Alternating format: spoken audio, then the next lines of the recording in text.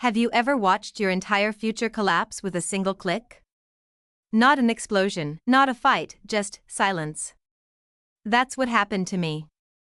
One day, I was sketching out wedding colors and dog names, and the next, the woman I thought I knew had erased me from her world like I was a typo. Her name was Marissa. 29. We'd been together 3 years. I thought I understood her heartbeat better than my own. We spoke about marriage, kids, even argued about which dog we'd rescue first. A golden retriever, she insisted. I gave in. 6 months ago, she found an apartment she swore was her dream, one tiny bedroom, but with a balcony she called her sanctuary. Only problem? Her income was shaky. She was terrified she'd lose it. And me?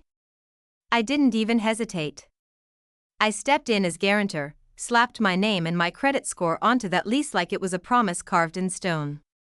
I even dropped nearly $3,000 on the deposit. It felt like more than paperwork. It felt like proof that this was real, that we were real. I hammered the furniture together until my hands bled. I hung her gallery wall exactly the way she envisioned it. I even bought those overpriced linen curtains she swore she couldn't breathe without. Every nail, every dollar was an anchor to the life we were building. Last week, I brought up the future. Not with pressure, not with an ultimatum, just reality. My lease ends in 4 months, and I thought maybe it was time we searched for something bigger, something that was ours, not hers with my name on the dotted line. The look on her face, it was microscopic but seismic. Her lips pressed together, her eyes shuddered. She brushed it off with, "Not tonight, I'm tired." So I let it go. The next day, she was distant. Texts came back with one word. Hours apart. By Thursday, her silence felt like a scream. I called. Straight to voicemail. Checked her socials.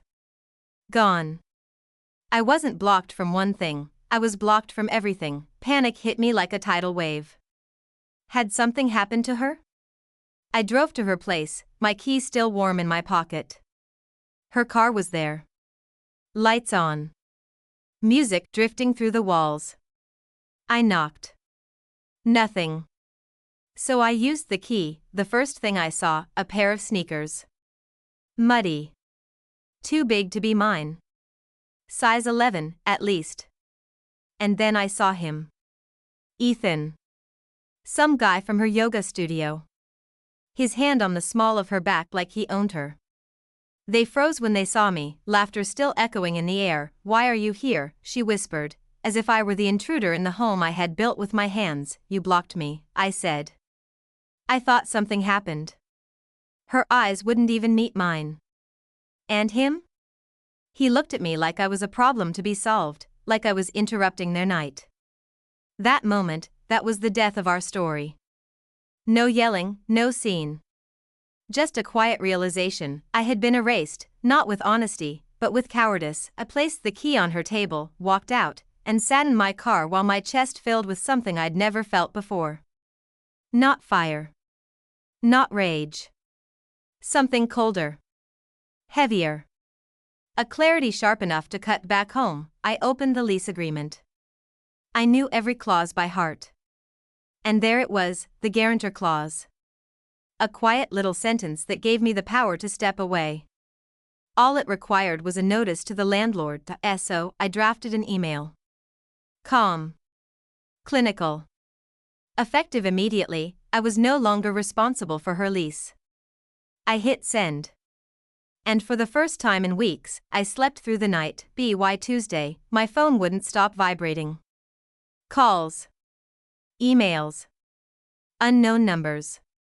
Marissa finally cracked through the silence. Subject line, "What did you do?" Her message was frantic. "They sent me a notice. 30 days to fix it or I'm out. You can't do this. You're making me homeless." Not a single word about Ethan's shoes. Not a single shred of apology. Just rage. Entitlement. As if my only role in her life was to absorb damage. Then Ethan chimed in. His email read like a bad sitcom, "Man up. Don't be that guy. Don't mess with her housing just because you're hurt. Don't be that guy. The words made me laugh out loud. I was that guy. The one who paid the deposit. The one who built her bed. The one she erased when it was convenient. She tried everything. Fury. Sweetness. Manipulation wrapped in fake apologies. Please, I love that apartment.